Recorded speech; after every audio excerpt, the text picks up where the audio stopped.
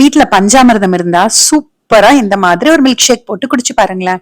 நிறைய பேர் பஞ்சாமிர்தம் வாங்கிட்டு கொஞ்சம் சாப்பிட்டுட்டு ஃப்ரிட்ஜ்ல வச்சிருப்பாங்க. அப்படி வச்சிருந்தீங்கன்னா எக்ஸ்பைரி டேட் மட்டும் செக் பண்ணிட்டு உடனே இந்த மில்க் ஷேக்க ட்ரை பண்ணுங்க.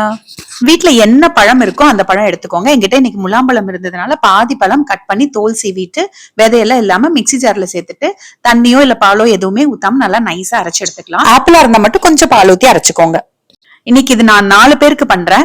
அதனால இப்ப 6 ஸ்பூன் அளவுக்கு பஞ்சாமிர்தம் சேர்த்துக்கிறேன். இது வந்து கூட்டியோ குறைச்சோ நீங்க சேர்த்துக்கலாங்க, உங்க இஷ்டம். இது ஆனா நல்லா ஸ்வீட்டா இருந்தது. 1/4 லிட்டர் அளவுக்கு பால், காய்ச்சின பால் தாங்க. நல்லா ஆற வச்சு ஃப்ரீசர்ல 1 மணி நேரம் வச்சு எடுத்துட்டேன். நீங்க ஃப்ரிட்ஜ்ல வச்சிருந்தீங்கன்னா கூட கொஞ்சம் ஐஸ் கியூப்ஸ் எடுத்துக்கோங்க. நான் பாலையே ஃப்ரீசர்ல வச்சு எடுத்துட்டேன். 1 மணி நேரம் வச்சுட்டேன். இப்ப அதையும் நம்ம இதோட சேர்த்துட்டு விப் மோட்ல 2 தடவை திருப்பினீங்கன்னா போதும். நீங்க பால் ஃப்ரீசர்ல வைக்கலன்னா சில் பாலோட கொஞ்சம் ஐஸ் கியூப்ஸையும் சேர்த்து அடிச்சுக்கோங்க.